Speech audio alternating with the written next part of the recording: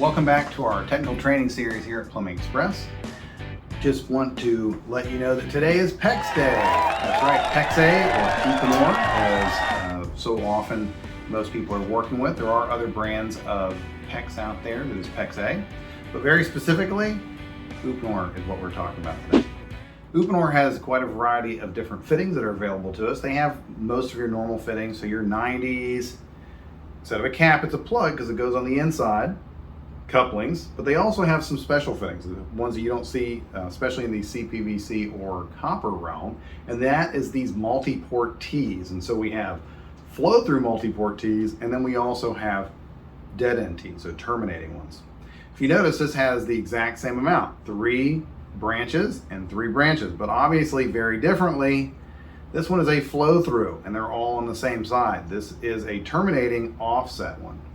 So if I want to do a direct comparison, here would be a good example of one that's a flow through and one that is a terminating. So both have the same number of branches. They both have 3/4 inch coming in, but one is a flow through and obviously one is where it ends as far as the 3/4 inch. They also have this in 4 outlet, straight through, so all on the same side. And then this is called offsetting again, flow through. They also have this in a terminating design. They also have these great fittings. These are really wonderful. This is a 3/4 inch one. This is a bend support. What it allows for is instead of having to use a 90, you're able to use this bend support to give a better radius of flow. And you can see they actually have some holes there, so that way you're able to screw this to the side of a piece of wood, or you could even mount it to a piece of block if you wanted to. And this would allow it to have a nice radius with better flow and of course less fittings. That is just a regular one. This is one that actually has a plate on it for mounting it. So you can see that it has the side as well, so you could mount that to a piece of wood. But really important, this has got this nice end that allows for that to go inside there. So when we use that, we're going to be putting our piece of pipe in there. Excuse me, I apologize. We're going to be putting our piece of pipe in here, so it's actually coming out first. Then we're going to be bending it in place and getting it to snap in there. So as you guys can see, you've got a nice piece coming out of there. A lot of times we're going to be a little bit farther coming out of there, and really it's hard to get this to push out more once it's in there. So if you do have to extend it a little bit further, you're going to pop it loose, get it out there further, bend that back to get yourself another little more straightness on there, and then you'll go ahead and bend this back and pop it in place. This is a great way on a 2x4 wall. You're able to use something like this to be able to terminate lavatory supplies coming out, toilets, anything that you have enough room to be able to get a nice straight piece coming out of the wall like that it's really good for. But as much as we wanted to talk about that, the big thing we wanted to talk about today is going to be actually putting these together. So what we're going to do is we're going to be talking, I'm going to showing you about cutting it, and then also the rings, because as awesome as this product is, you can't use this and a fitting standalone. You have to also use what's called a ring. And what that does is it goes over the top of the pipe itself. So let's also get into what we utilize for this. So we've got a couple tools. We've got a ratchet cutter that we can use for this. We also have a nice tubing cutter. Now these are only good for us as long as they have a nice sharp blade. Now obviously the ratchet cutter is the same way, but because this really relies on so much of that having a good solid pressure and a good sharp blade, you really want to make certain that it's a good new or sharpened blade on there as much as you can. Just be very careful. The more dull this is, what happens is, and I will show you on this back side, is if it's dull, as you start to squeeze it down, it will actually start to smash your pipe and create an oval shape like this. When it's good and new, what will happen is you'll be able to put it in there and cut it, and it'll be nice and round. Now one of the things, if you notice on both the ratchet cutter and this tubing cutter, is they have a cup, a place that the pipe is made to drop down into and sit. You want to make certain that this isn't out here and it's not back here, but it's sitting down in the actual cup of that. And the same thing goes with this ratchet cutter. You want to be right down in the actual belly of that. So it's made that it can go up much bigger than this. I think this one will cut up to probably 1.25 inches. This one looks like it's going to cut up maybe closer to 1.5 inches. But again, a sharp blade is important on these. You want to make certain you have that. So we have how we're going to cut it. And if you do have an end that is a little bit out of sorts, so it's not quite clean, but not so much that you need to just go ahead and cut it again, you can take a reamer and just ream off that edge just a little bit, just to make it smooth if you have to. Most of the time, if you have a good clean cut with a good sharp tool, then you shouldn't have to worry about that. So now we talked about how we cut it, what we do if we've got a little bit of an edge to it. Well, now we get to the next part. So let me step away and grab it. We are going to be using an expansion tool. So PEX A is joined together through cold expansion. And what that means is we don't have to heat the pipe, we don't have to crimp the pipe, anything like that. All we're going to be doing is we're going to, in a cold system, we're going to be able to actually expand it and then watch it come back together.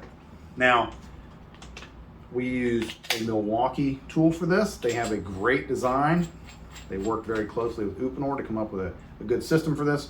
One of the things we really like about these is these auto rotate. So whenever we squeeze down the trigger, you'll notice that not only does this expand, so you can see it drives a coned piston straight out, causing expansion. But one of the things that's very important is as it expands it and it drops back, that it rotates a little bit. And what this does is it's designed, and every time it opens and closes, it actually rotates just a little bit. The reason for that is there are grooves on the end of this that make it so that it's just not a smooth piece of steel that's inside here. And as it would try to open, it would just push the piece of pipe off continually. No, what this is made to do is it's made so that those little grooves grip the inside of the pipe. As it expands it, it doesn't let it just slide off. It holds it in place and causes it to expand. And without using a ring, I'm going to show that for you guys here on this. So let's go ahead and put that in there. And you're going to see it expand, and then I'm going to use a little pressure to push this on with each expansion.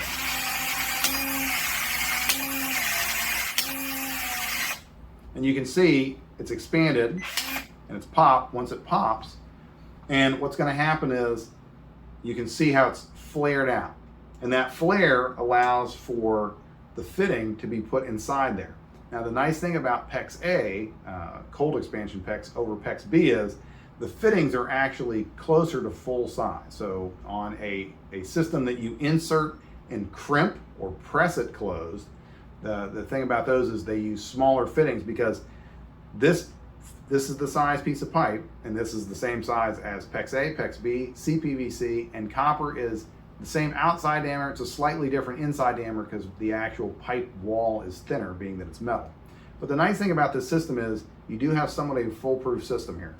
On CPVC and copper, you really have to watch out for dry fits. And that's whenever you have a piece of pipe and a fitting that goes over the top of it, pushed on, but never cemented or soldered together.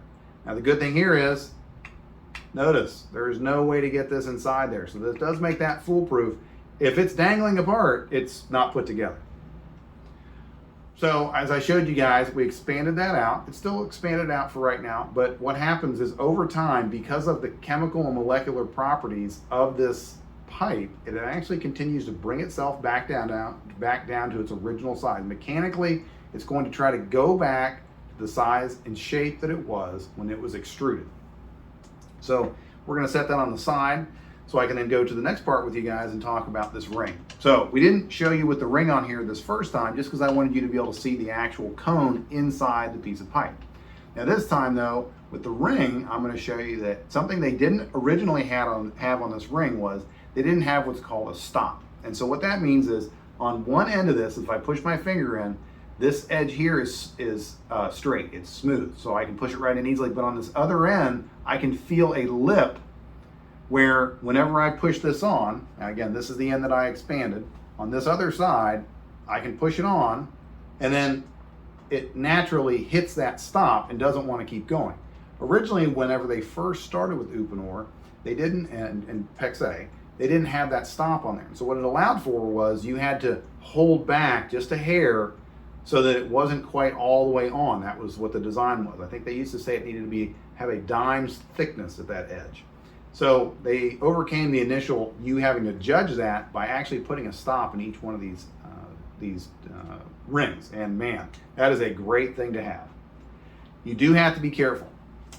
If this gets wet, and so it has wetness on here or on the ring. Even though it has the stop on there, when you go to expand it, there is a risk that as it's expanding it, as you get deeper into, you can see it's not quite going on all the way again. As it expands it, there is a chance that if this is wet, that it might want to slide over that stop and the ring could end up back on the pipe a little bit. If that's the case, you'll have to cut that section off and go ahead and put a new one on there. It's one of the other things that's important about when you run this versus some of the other piping systems out there. It's really ideal if you end up with a little bit extra. The tubing itself is not the most expensive part of the system. That's the fittings. So what that means is give yourself a little bit extra by leaving a little extra pipe there instead of making it maybe quite so tight where you're really getting it latched between two direct things like you might do with CPVC or copper. Give yourself a little more bow. You might even do something where you put a little bit of a up and down to it versus just being straight across. All right, so I showed you guys that ring, and I talked to you about what you have to be careful about when it is wet out. One of the things you can do to counter that is you can actually put that on and then back it up. Put your thumb, or you can even slide your whole hand up there behind it. And then as you're expanding it out, that will help stop it from wanting to slide back. Most importantly, dry it off. Dry off the pipe, dry off the ring, and that's going to be a big help to not allowing it to want to slide back. So let's go ahead and take a look at the fitting itself as well. The fitting is very unique to PEX A and the shape of it and the way it's designed. Again, we use Uponor. There is always going to be shoulders, so stops, and what that allows for is it's not going to allow you to push it in too far. It's only going to go in so far and it's going to stop. Now you can see this is the pipe end that I originally expanded, and here it hasn't been too long and it won't even, just the tip of it will allow it to go in at this point. It's already closed down that much. So yes, I can get probably the first like 1/4 inch in there, but that's all the fitting that I can get in there at this point. So I'm going to pop that back out before it closes down anymore and gets it stuck on there. And I'm going to show you guys again the same thing on the coupling. You can see that there is a shoulder that's only going to let it go so far on.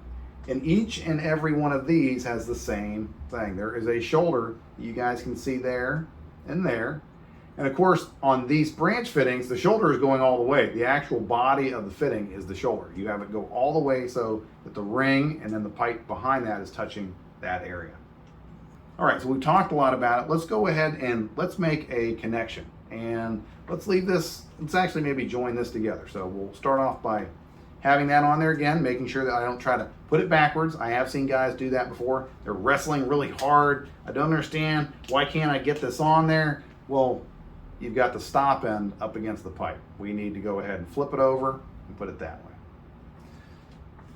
So, just like we talked about, I'm going to start off with it in there like that.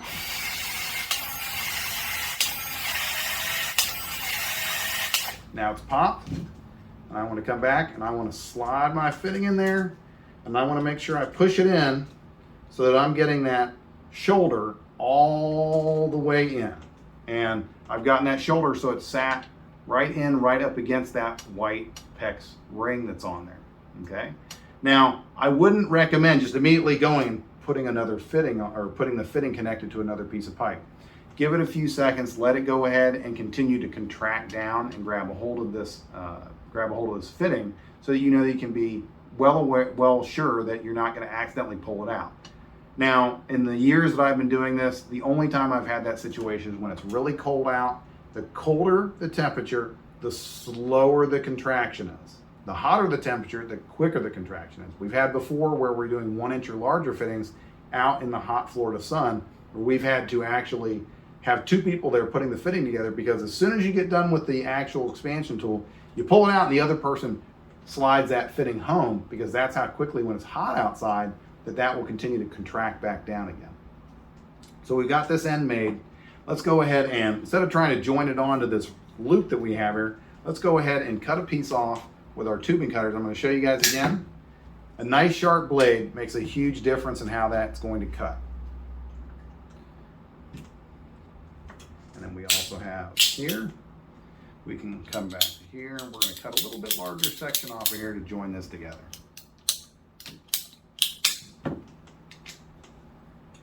All right, so we can see we got a nice end right there that we can join to. I'm going to go ahead and again, as I put this together, I make certain that my stop end is out, so that way as I slide it on, it seats up against there. If I flip it over, I'm not going to tell you that you can't force it on there. You can, but you're really going to for sure get it whenever you put the forcing cone in there and it expands it. It's really going to want to slide back on you. So you want to make certain your stop is out there in the correct place. The other thing you want to do is make certain that as you're expanding this, you're ready to go. This needs to be here. It needs to be ready to be assembled and put together. You don't want to expand this and have where you're joining it onto 10 feet away and you have to run over there and go to it. Now, of course, with 1/2 inch, that doesn't seem like such a big deal. When you're talking 1 inch and larger, you need to be doing it right next to it so that way you can easily push the fitting home back into the actual piece of pipe.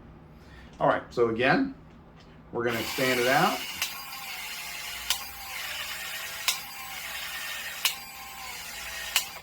All right, we did that. And we're going to push it on home. And again, I slid it home and now it's going to start setting up. It's going to start getting where it's closing down slowly on there.